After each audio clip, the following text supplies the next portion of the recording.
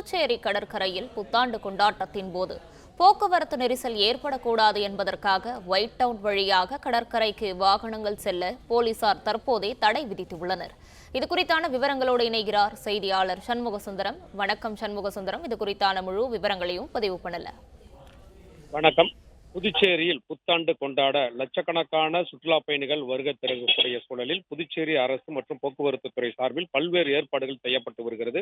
குறிப்பாக கடற்கரை சாலையில் இன்று இரவு 1,00,000 சுற்றுலா பயணிகள் குவிவார்கள் என எதிர்பார்க்கப்பட்ட நிலையில் கடற்கரைக்கு செல்லக்கூடிய அனைத்து வழிகளிலும் 2 மணிலிருந்தே போக்குவரத்து தடை விதிக்கப்பட்டுள்ளது.